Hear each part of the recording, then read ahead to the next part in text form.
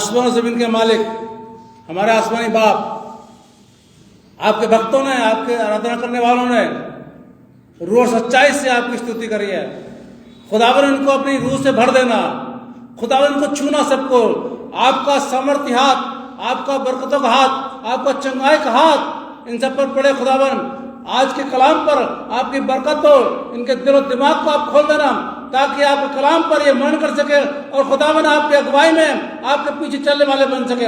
हर एक को पकड़ना, हर एक पर अपना कब्जा करना, सबको बरकतों से माला माल करना, खुदावन यीशु मसीह के नाम से मांगते हैं, आमीन। बैठिए आप लोग। आज का जो टॉपिक है वो है नाम,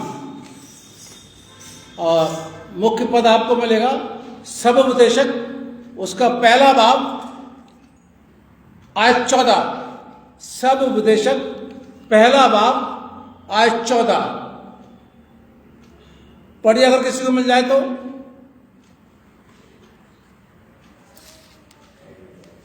मैंने उन सब कामों को देखा जो सूर्य के नीचे किए जाते हैं, देखो वे सब व्यर्थ और मानो वायुओं का पकड़ना है।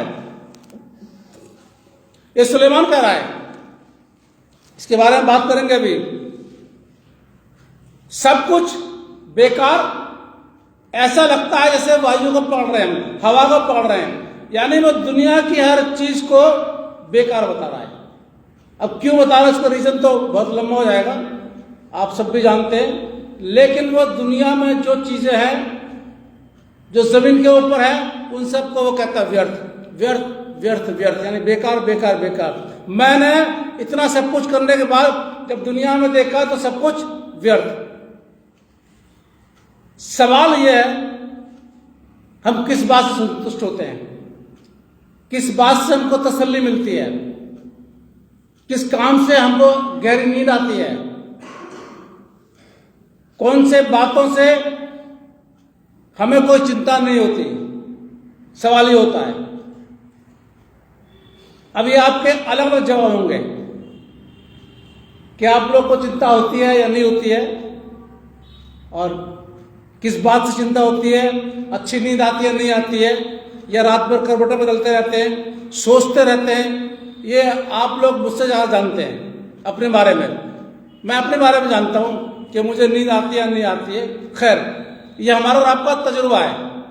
हम और आप अपने बारे में बात कर सकते हैं, हम और आप अपने बारे में पूछ सकते हैं, अपने आप से सवाल कर सकते हैं। ऐसा नहीं है कि हम दूसरों से सवाल करें या और किसी अपने कलीसिया के लोगों से सवाल करें या अपने चर्च से या पादरी साहब से सवाल करें। नहीं, आप अपने आप से सवाल करिए, अपने आप से पूछिए, क्या मैं संतुष्ट हूं? शाम के टाइम जब भी वक्त मिलता है, जब आप खुदा की इबादत करते हैं, जब आप अपने परिवार के साथ दुआ करते हैं, उस समय आप सवाल पूछिए अपने आप से, हर एक लोग, क्या मैं संतुष्ट हूं? क्या मुझे अच्छी नींद आती है? क्या मुझे कोई लालसा नहीं है? क्या इस दुनिया में रह करके मैं अपने जिंदगी को सही रास्ते पर बिता रहा हूं? खैर, ये बहुत लंबी बात हो जाएगी, बहुत लंबा सवाल हो जाएगा। एक ही सवाल पूछिए, क्या मैं संतुष्ट हूं? जवाब आपको मिलेगा, आपको आपका जवाब मिलेगा जब आप यीशु के करीब आएंगे, जब खुदा के करीब आएंगे, तब इस सवाल का जवाब आपको मिलेगा जरूर से, कि आप संतुष्ट हैं या नहीं है। सुलेमान ने साबित कर दिया कि किसी इंसान के पास सब कुछ होने पर भी वो संतुष्ट नहीं होता। दुनिया की हर चीज होने के बाद भी वो संतुष्ट नहीं होता। दूसरा इतिहास, पहला बाब अभी पढ़ा गया 7 पद से। ये सुलेमान को खुदा ने दर्शन दिया गिबोन में, और बात कर रहा है खुदा से, तू मांग, तू मुझसे मांग, मैं तुझे दूंगा। जानते हैं सुलेमान ने क्या मांगा? सुलेमान ने मांगा, जो राजा तूने मुझे बनाया है, जो प्रजा तूने मुझे दी है, उस प्रजा का मैं सही तरीके से न्याय कर सकूं, फैसला कर सकूं, मुझे ऐसी बुद्धि तू दे, इतना ज्ञान मुझको दे कि मैं ये प्रजा जो तूने मुझे दी है, यानी वो सारी बात खुदाबंद पर बोल रहा है।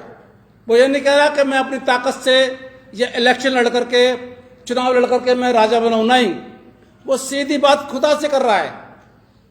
तूने मुझको ये जनता दी है, तूने मुझको ये राज्य दिया है, तूने मुझको ये गद्दी दी है, अब मुझे इतनी बुद्धि दे कि मैं इस पब्लिक का सही तरीके से फैसला न्याय कर सकूं। 12 पद को पढ़ रहा हूं आपसे, 11 पद से, बल्कि ये सुलेमान ने बात कर ली है। अब खुदा का जवाब, परमेश्वर ने सुलेमान से कहा, तेरी जो ऐसी इच्छा हुई, तूने ना तो धन संपत्ति मांगी, ना ऐश्वर्य, और ना अपने बैरियों का प्राण। देख लिए साहब, सुलेमान की मांग देखिए, और खुदा भी इस बात से सहमत हो रहा है। खुदा भी एक तरीके से उसकी तारीफ कर रहा है कि तूने वो सब कुछ नहीं मांगा जो दुनिया के लोग मांगते हैं मुझसे, जो बहुत से राजा मुझसे मांगते हैं, वो तूने नहीं मांगा। तूने क्या, और ना ही तूने अपनी लंबी उम्र मांगी, ना ही तूने अपनी लंबी उम्र मांगी कि मैं 100 साल जीऊं, खुदावान मैं 100 साल जीऊं, मैं 100 साल जीऊं, ऐसा उसने कुछ नहीं मांगा। केवल बुद्धि और ज्ञान का वर मांगा है, जिससे तू मेरी प्रजा का न्याय कर सके। क्लियर बात हो गई। सुलेमान ने बोला तेरी प्रजा, खुदा मान गया हाँ ये मेरी प्रजा है, और खुदा कह रहा है तूने वो सब कुछ नहीं मांगा जो लोग मांगते हैं। मेरे अजीजों, मेरे मसीह समाज के लोगों, मैं और आप दुआ में ज्यादातर यही मांगते हैं, बिल्कुल यही मांगते हैं। बहुत कम लोग हैं जो ये मांगते हैं कि मेरे गुनाह क्षमा कर खुदा, और मुझको पाक रूप से बलवंत कर दे। बहुत कम लोग मांगते हैं ये, दुनियावी चीजें मांगते हैं। लेकिन सुलेमान से मुझको आपको सीखना है कि सुलेमान ने ये दुनिया की चीजें नहीं मांगी। आगे 12 पद में आ जाइए। अब इस कारण बुद्धि और ज्ञान तुझे दिया जाता है, बुद्धि और ज्ञान तुझे दिया जाता है। भाई अब आगे करो इसका पूरा कोई। इस कारण बुद्धि और ज्ञान तुझे दिया जाता है। जी, मैं तुझे इतनी धन संपत्ति ऐश्वर्य भी दूंगा, जितना ना तो मुझे पहले से किसी राजा को मिला और ना तेरे बाद किसी राजा को मिलेगा। Thank you sister. ना तो तुझे इससे किसी को मिला और ना मिलेगा। इतना धन, इतनी संपत्ति, इतनी दौलत तुझको मैं दूंगा, क्योंकि तूने मुझसे दौलत नहीं मांगी। मसीह समाज, ये प्रार्थना का विषय नहीं, लेकिन मैं बता रहा हूं आपको, वो मांगिए जिससे खुदा खुश होता है, वो मत मांगिए जिससे आप खुश होते हैं। वो मांगिए जो खुदा आपको देना चाहता है लेकिन आपको नहीं पता। वो मत मांगिए जो आपको नहीं पता। सीधी सी बात है। आप क्या मांगे? खुदा मुझको ताकत दे, खुदा मुझको बुद्धि दे, खुदा मुझको वो ऐसा ज्ञान दे कि मैं तेरे काम को, तेरी बातों को समझ सकूं। मैं और पादरियों की बात तो जानता नहीं, सीधी सी बात है, मुझे नहीं पता वो क्या मांगते, लेकिन मेरी खुदा सिर्फ एक मांग रही थी। मैं धन दौलत दुनिया पैसा गाड़ी घोड़ा नहीं मांगता, बिल्कुल नहीं मांगता कि मुझे कार दे दो खुदा, मेरे आने जाने में मुझे परेशानी हो रही है, मेरा कोई इंतजाम कर दो, ये नहीं मांगता मैं, बिल्कुल नहीं मांगता। मैं मांगता हूं कि संडे का दिन है और मुझे संदेश देना है। अब आप मुझे बताना, तैयारी तो कर लेता हूं मैं, लेकिन फिर भी मैं कहता हूं आप मुझे बताना कि मुझे किस तरीके से बोलना है। और आप माने ना माने, कई बार मैं नहीं कर पाता हूं, मैं अपनी तारीफ नहीं कर रहा, कई बार ऐसे होते बहुत से पॉइंट नहीं लिख पाता हूं, मैं ध्यान में नहीं रहता, लेकिन खुदा मुझे देता रहता है। मैं भी चाहूं तो यहां पर आकर के, रोज आकर के घुटने के बल आ जाऊं और कह दूं खुदा मुझे कार दे दो, एक ड्राइवर दे दो, मेरे चलने में परेशानी होती है, मेरा मकान बहुत दूर है, बहुत दूर बाहर पैदल आना पड़ता है, मेरे को आना पड़ता है, जो भी लिया मैंने वो दूर से पैदल आना पड़ता है, फिर मुझे रिक्शा मिलता है, खुदा को इंतजाम कर दो क्योंकि मैं तेरे भवन में जा रहा हूं तेरी आराधना करने के लिए। खुदा बोलेगा तू क्या एहसान कर रहा है, तू क्या मुझ पर एहसान कर रहा है? अरे तू नहीं आएगा तो मैं किसी और को बुला लूंगा, सीधी सी बात है। यही सवाल यही जवाब हो खुदा का। इसलिए मैं सब चीजें नहीं मांगता, क्योंकि मुझे पता है खुदा वो बात अलग करेगा मेरे से। लेकिन जो मैं नहीं मांगता वो मुझको मिल जाता है। अब ये काम हो रहा है, गवाही दूंगा मैं आपको, जब कंप्लीट हो जाए गवाही दूंगा। बहुत अच्छी गवाही है, और आप लोग को सुनेंगे तो आपको भी आशीष मिलेगी काम के बारे में। जब कंप्लीट होगा तब बताऊंगा। जो मैंने नहीं मांगा वो खुदा ने दिया, क्योंकि मैं ये सब बातें नहीं मांगता। मुझे पता है आज की रोटी और आज की जरूरत खुदा देगा मुझे, कहीं से भी देगा। उसके समस्या में समस्या नहीं है। आज की जरूरत खुदा मुझे देगा, कहां से दे रहा मुझे नहीं पता।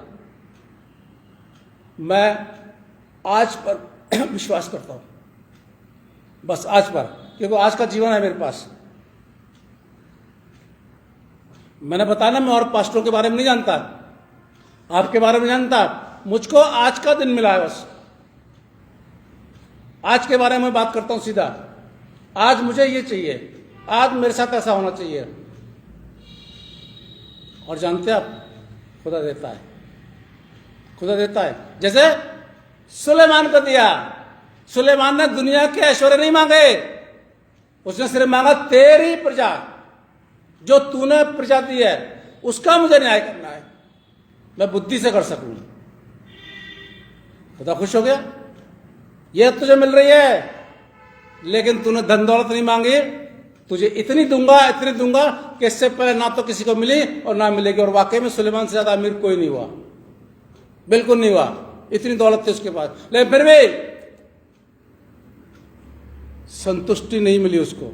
आखिर में वो गुनाह करने लगा, बर्बाद हो गया आखिर में वो, बिल्कुल सुलेमान। संतुष्टि नहीं मिली उसको, और इसलिए उसने ये सब उपदेशक लिखा।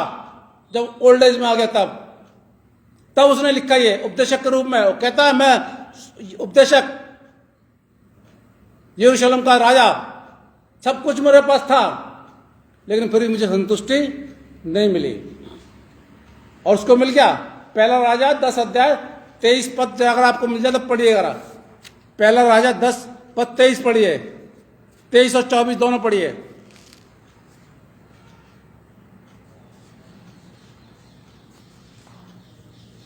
इस प्रकार राजा सुलेमान धन और बुद्धि में पृथ्वी के सब राजाओं से बढ़कर हो गया, और समस्त पृथ्वी के लोग उसकी बुद्धि की बात सुनने के, जो परमेश्वर ने उसे मन से उत्पन्न की थी, सुलेमान का दर्शन पाना चाहते थे। बुद्धि मिल गई और उसको धन दौलत भी मिल गया। यह है हमारी मांग, जो मुझे और आपको खुदा से करनी चाहिए।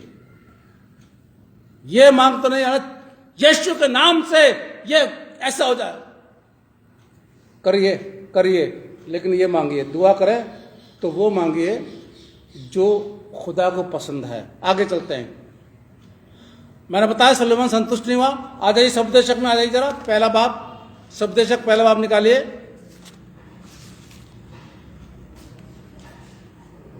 जी, मैं 12 पद में आ गया हूं। सबदेशक पहला बाब 12 पद में। मैं उपदेशक यरूशलेम में इस्राएल का राजा था। मैंने अपना मन लगाया कि जो कुछ सूर्य के नीचे किया जाता है उसका भेद बुद्धि से सोच समझकर मालूम करूं।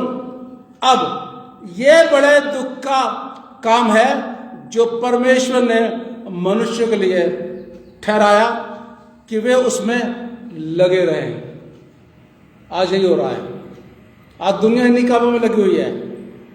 आज दुनिया के पास इतना वक्त नहीं होता है कि कुछ समय बैठ करके खुदा के साथ अपना समय बिता लें, नहीं होता, क्योंकि हमारी लाइफ बहुत बिजी हो गई है। कुछ तो हो गई है और कुछ हमने कर ली है, दोनों बातें। कुछ वाकई में है, रियल है कि हम लोग बिजी हैं, अपने परिवार से, अपने जॉब से, अपने बिजनेस से बिजी हैं, रियल है ये। लेकिन कुछ हमने कर लिया है। क्यों कर लिया है वो मुझे नहीं पता, भेद की बात है, बताना चाहूंगा, बता दूंगा मैं आपको क्यों कर लिया है, अभी नहीं बता रहा हूं आपको। आगे फिर वही आ गया, सूर्य के नीचे सब कुछ व्यर्थ है, हवा को पकड़ने के बराबर है। यानी इतना सब कुछ होने के बावजूद भी सुलेमान ये कह रहा सब बेकार है। सब दुनिया का सबसे अमीर राजा वो ये कह रहा है सब कुछ बेकार है।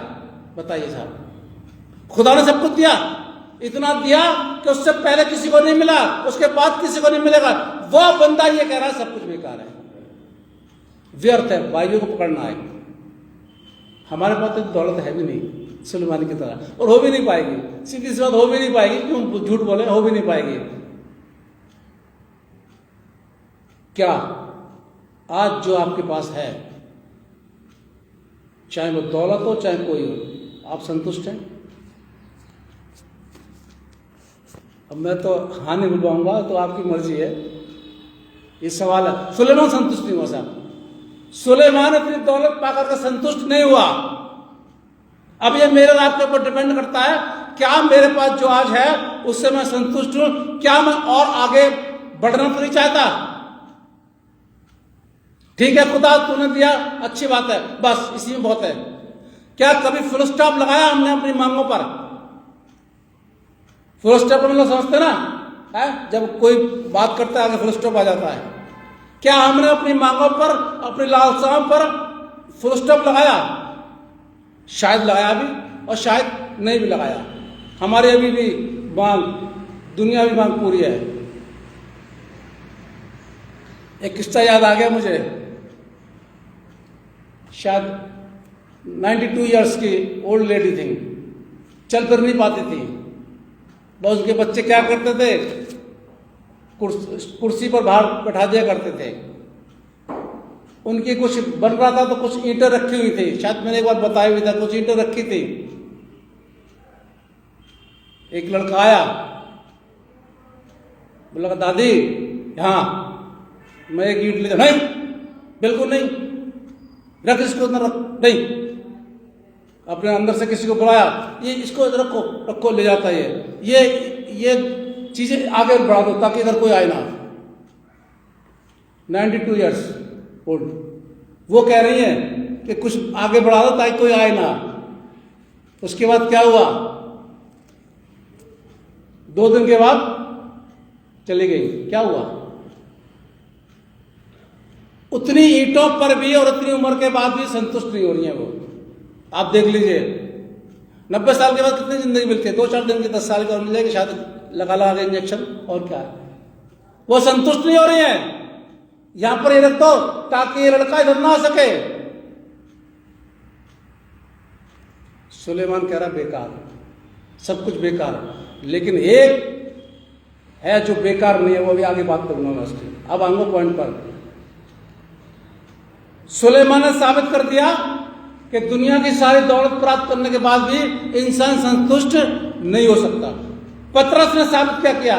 पतरस ने साबित कर दिया कि उसके लिए सिर्फ और सिर्फ एक नाम है, और वो नाम है यीशु। उससे बड़ी दौलत, उससे बड़ा ज्ञान और कोई नहीं है। कैसे? देखिए, प्रेरितों का काम 3 अध्याय निकालिए आप लोग। प्रेरितों का काम उसका 3रा बाब निकालिए। पतरस और यूहन्ना जा रहे हैं दुआ करने के लिए चर्च में। कुछ लोग, एक लंगड़े को, जन्म पर जो लंगड़ा उसको भीख मांगता, उसको लेकर के आ जाते थे, बैठाते थे, वो भीख मांगा करता था, लोग उसको दे दिया करते थे। 4 पद में आ गया हूं मैं। पतरस ने यूहन्ना के साथ उसकी ओर ध्यान से देखकर कहा, हमारी ओर देख। 3 तक आप पढ़ लीजिए, मैं 4 पे आ गया हूं। हमारी ओर देख। अतः वह उनसे कुछ पाने की आशा रखते हुए उसकी ओर देखने लगा कि मुझे इनसे कुछ भीख मिलेगी, क्योंकि भिखारी था वो सोच रहा होगा कि पैसा मुझको मिल जाएगा, मुझको दमड़ी मिल जाएगी, मुझको कुछ तोड़ा मिल जाएगा, मुझे कुछ मिलेगा, क्योंकि पतरस से उन्होंने बोला था हमारी ओर देख। अब जानते हैं, 6ठे पद में आ गया हूं, पढ़िए भाई, 6ठा पद। तब पतरस ने कहा, चांदी और सोना तो मेरे पास नहीं है, परंतु जो मेरे पास है मैं तुझे देता हूं। यीशु मसीह के नासरी के नाम से चल फिर। बस भाई, किसके नाम से? पतरस क्या कह रहा है? सोना और चांदी तो मेरे पास नहीं है। किसका चेला है ये पतरस किसका चेला है? और यूहन्ना किसका चेला था? यीशु का। और ये शख्स कह रहा है सोना और चांदी मेरे पास नहीं है। इस समय यीशु मसीह यहां पर नहीं है दुनिया में, उनका स्वर्गरोहण हो चुका है। साबित कर रहा है ये साबित कर रहा है दुनिया की दौलत, दुनिया का आराम मेरे पास नहीं है, लेकिन हाँ जो मेरे पास है वो मैं तुझे दूंगा, वो जरूर दूंगा तुझे। और मेरे पास है यीशु के नाम से चल पड़े। और आगे लिखा हुआ वो एकदम से खड़ा हो गया। सुलेमान कह रहा है सारा कुछ मेरे पास होने के बाद भी मैं संतुष्ट नहीं हूं। अब पतरस कह रहा है मुझे ये कुछ नहीं चाहिए, ना सोना चाहिए ना चांदी चाहिए। शादी ब्याह होते हैं तो हम लोग तैयारी करना शुरू कर देते हैं ना, भाई लड़की को क्या देना है, लड़के को क्या देना है। और ज्यादातर ध्यान किस पे जाता है हमारा? जी वो बिल्कुल आप सही बोल रहे हैं ना, क्योंकि वो ज्यादा महंगे होते हैं। बाकी तो चल जाता है, तो उनका हम माँ बाप जो है ना पहले से इंतजाम करना शुरू कर देते हैं। अगर लड़की की शादी करनी है तो माता पिता शुरू से इंतजाम कर दे, भाई ये कर लेंगे, इसको ये देंगे, देखो धीमे धीमे हम लोग जमा कर रहे हैं। कपड़े अपने तो बाद में जाते हैं, वो तो अलग चीज है, लेकिन सबसे पहले माता पिता किस चीज का इंतजाम करते हैं? सोना चांदी का, क्योंकि महंगा पड़ता है। वो प्रैक्टिकल है, तो सबके लिए, हमारे साथ भी ऐसा होता है, ऐसी कोई बात नहीं। अब पतरस यहाँ पर क्या बोल रहा है? अब ऐसा नहीं कि पतरस की शादी नहीं हुई थी, ऐसी बात नहीं है, शादीशुदा था ये। अब पतरस क्या कह रहा है? यूहन्ना क्या कह रहा है? और यूहन्ना भी शादीशुदा है। सोना और चांदी तो मेरे पास नहीं है। क्या मैं और आप आज ये बात जोर से बोल सकते हैं कि दुनिया की दौलत तो मेरे पास नहीं है? क्या बोल सकते हैं? हाँ बोल सकते हैं। कब? जब मैं और आप किसी से मांगने की उम्मीद रखें, तब अपने आप को कंगाल साबित कर देते हैं। अरे भाई ये मेरे पास नहीं है, अरे भाई माफ करो, लगता है कुछ मिल जाएगा सामने वाले से, तब तो कह देते हैं, लेकिन रियल में नहीं होता ऐसा।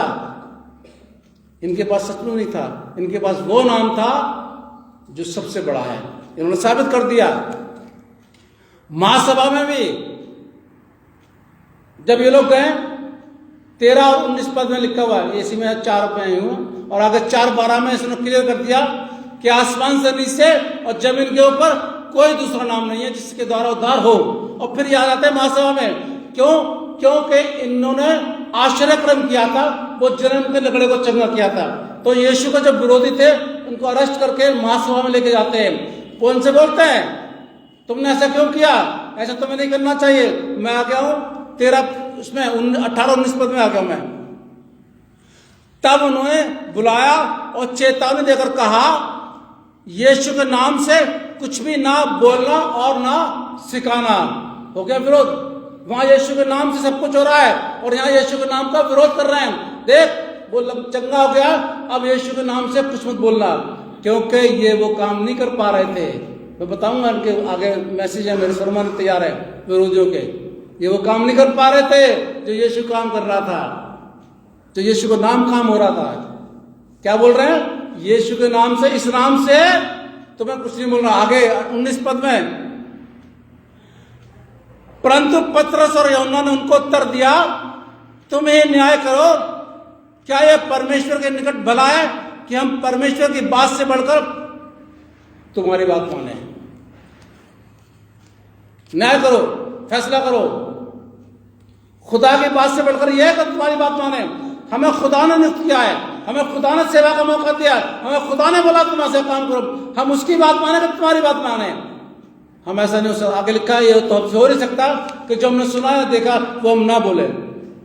यानी पतरस ने वहां पर भी यीशु के नाम को ऊपर रखा, साफ बोल दिया मैं तो यीशु के नाम से प्रचार करूंगा, मैं तो यीशु के नाम से काम करूंगा, क्योंकि मेरे पास सोना चांदी नहीं है, मेरे पास सिर्फ यही नाम है। साबित करिए मैं और आप। मैं और आप अन्य जातियों के बीच में रहते हैं, मिशन कंपाउंड में नहीं रहते हैं। खैर हमारी जिंदगी तो मिशन कंपाउंड में बीती है। अभी से शुरू हो जाते हैं स्टारों की ऊंचाई लगाना। बड़े बड़े पहले हमारे पास ऐसा सिस्टम नहीं हुआ करता था ना, बड़े बड़े वो देखते हैं डंडे पास, मेरा ऊंचा होना चाहिए, मैसी साहब से मेरा ऊंचा होना चाहिए, एल्बर्ट साहब से मेरा ऊंचा होना चाहिए, ऐसा होता था मिशन कंपाउंड में करते थे। अभी से शुरू हो जाते हैं सब, एकदम उल्लास रहता है, बिल्कुल जोश रहता था, ये करना है वो करना है, ऐसे करना है, चरनी बनानी है, ऐसा लाना है। घास की लड़ाई होती थी, वो घास वहां पर मिल रही है, वहां से लेकर के आओ, जमा करना शुरू कर देते हैं। लेकिन मैं और आज अन्य जातियों के बीच में रहते हैं, क्या साबित कर सकते हैं? मैं और आप साबित कर सकते हैं कि सोना चांदी दुनिया की बरकतें, दुनिया की चीजें मेरे और आपके लिए कोई वैल्यू रखती। मेरे और आपके लिए क्या वैल्यू रखता है? सिर्फ एक नाम, और वो नाम है यीशु का। कर सकते हैं, लेकिन सच बताऊं कुछ लोग झिझक के मारे, कुछ लोग डर के मारे नहीं कर पाते, क्योंकि हमारा माहौल ऐसा नहीं है। वहां तो दूसरों को दिए जलते हैं, हमारे एक स्टार लगेगा तो थोड़ा सा झिझक सी लगती है ना, टोक भी देते हैं। कई लोग टोक, मुझे भी कई बार टोक दिया, जब लगाता था मैं टोक दिया। पिछली बार एक मकान में था मैं, उससे पहले वाले में छोटा सा कमरा था, स्टार लगाने की जगह नहीं थी, तो वो दीवार पे था, किनारे पे मैं लगा दिया उसको, वहीं पर ही दिख रहा था सबको। तो मकान मालिक की मम्मी क्या बोलती हैं हमारी वाइफ से आके, बेटा ये क्या तुमने वो तितली से चिपका दिया है? पता ही नहीं है स्टार क्या होता है, और लग भी रहा तितली की तरह जल रहा था। हम ऐसे लोगों के बीच में रहते हैं जिनको स्टार का मतलब नहीं पता। क्या करें? लड़े? नहीं, उस नाम को ऊंचा करना है। भाई जो मेरे पास है, और मेरे पास क्या है? हर मसीह के पास एक नाम है, हर मसीह के पास। जो बपतिस्मा ले लेता है, जो अपने पापों से तौबा कर लेता है, और बपतिस्मा लेने के बाद उसके पास एक नाम आ जाता है, और वो नाम है, अब ये मैं और आप कर लेंगे। किस नाम को ऊंचा करना है? या सोने चांदी को ऊंचा करना है? किसको ऊंचा करना है? ये कोई और फैसला नहीं करेगा, मेरे और आपकी जिंदगी का फैसला मैं और आप करेंगे। इसलिए मैंने सवाल किया था, क्या हम संतुष्ट हैं जो आज हमारे पास है? क्या आप संतुष्ट हैं? सामरी स्त्री ने भी, शेड्यूल कास्ट की स्त्री, यूहन्ना 4 में आ जाइए, सामरी स्त्री ने भी ये साबित कर दिया, और वो क्या कर रही है? वो कह रही है कि हाँ तो ये क्या, वो 4 में आ जाइए, यूहन्ना 4। वो पता है आपको कि वो यीशु मसीह कुएं पर बैठे थे, चेले रोटी लेने चले गए थे, पानी भरने के लिए स्त्री आई, उससे बोला मुझे पानी पिला। स्त्री कहती है तू यहूदियों के मुझ सामने से पानी मांग रहा है। यीशु मसीह बोलते हैं तू तो पानी की बात कर रही है, मुझसे अगर मांगती है तो तू मुझे ऐसा पानी देता कि कभी तुझे प्यास नहीं लगती। ऐसी बात करते करते आगे बात आ जाती है। अब आ गए हम 25 पद में। 25 पद में स्त्री क्या बोलती है? स्त्री ने उससे कहा मैं जानती हूं कि मसीह जो क्रिस्ट कहलाता है आने वाला है, जब वह आएगा तो हमें सब बातें बता देगा। ये सामरी स्त्री, इसको मालूम है बड़ा दिन आने वाला है। मसीह नहीं है, ये यहूदी नहीं है, ये यहूदी नहीं है, ये अन्य जाति की है। इसको मालूम है मसीह आने वाला है। मुझे और आपको मालूम है कि आने वाला कि नहीं आने वाला। तैयारी शुरू कर दी भाई, मेरी तो तैयारी शुरू हो गई पूरी की पूरी। अभी 1 तारीख से सब शुरू हो जाएगा। आपकी तैयारी हो या ना हो, ये इसको मालूम है मसीह आने वाला। पूरा नाम ले रही है जो क्रिस्ट कहलाता है। 26 पद पढ़िए भाई, आदत भाई 26। यीशु ने उससे कहा मैं जो तुझसे बोल रहा हूं वही हूं। इसने भी यीशु के नाम को ऊंचा किया, साबित कर दिया जो आने वाला है क्या वो तू है। मैं उसका इंतजार कर रही हूं, वो आएगा तो हमें सारी बातें बता देगा। मतलब हमारे गुनाहों को अपने ऊपर ले लेगा, क्योंकि पवित्र शास्त्रों में ऐसा लिखा हुआ है वो आने वाला है। सुलेमान साबित कर रहा है कि सारी दौलत होने के बावजूद भी संतुष्टि नहीं है, बेकार है वो दौलत। पतरस साबित कर रहा है कि सोना चांदी बड़ा नहीं है, बल्कि यीशु का नाम बड़ा है। ये स्त्री साबित कर रही है कि यीशु आने वाला है, वो मुझे बता देगा। यीशु के नाम से, मेरे मसीह समाज के लोगों, यीशु के नाम से, किसी और के नाम से नहीं, बाप दादाओं के नाम से नहीं, किसी पादरी के नाम से नहीं, जो पादरी की हम लोग पूजा करते हैं रहते हैं उनके नाम से नहीं, जो देखते हो ये पैसे हो आमीन आमीन आमीन हालेलुया आमीन हालेलुया करते रहते हैं, यीशु के नाम से कभी नहीं करते। मैं देखता हूं जब यीशु की फोटो लगती है तो ज्यादा हालेलुया आमीन नहीं आता है, जब कोई क्रॉस लगाता है तो हालेलुया आमीन ज्यादा नहीं आता कमेंट। लेकिन अगर किसी प्रचारक की लग गई, बाप रे बाप भर जाता है पूरा का पूरा। यीशु का नाम ऊंचा है, वो प्रचारक नहीं ऊंचा, वो यीशु का नाम ऊंचा है, उसको हमने ऊंचा करना है, हमने और किसी को ऊंचा नहीं करना। आप मुझे तो ऊंचा मत करिए, मैं तो सीधी से बता रहा हूं, बाकियों की बात मैं नहीं जानता। आप यीशु के नाम से मेरे नाम को ऊंचा मत कीजिए, क्योंकि मेरा नाम यीशु के नाम से बहुत नीचे है, बहुत नीचे है। यह फैसला आपको करना है कि दुनिया की दौलत से आप संतुष्ट हैं या यीशु के नाम से संतुष्ट हैं, क्योंकि सब कुछ सुलेमान कहता है सब कुछ बेकार। इसलिए जिसे कान है वो सुन ले कि मसीह समाज से खुदा कलाम क्या बोलता है। सुलेमान बोलता है सब कुछ बेकार है और हवा को पकड़ने के बराबर है। आइए हम दुआ करें। खुदा बना आपका शुक्रिया अदा करते हैं आज के कलाम के लिए जो आपने हमको दिया, हमने वो दिया।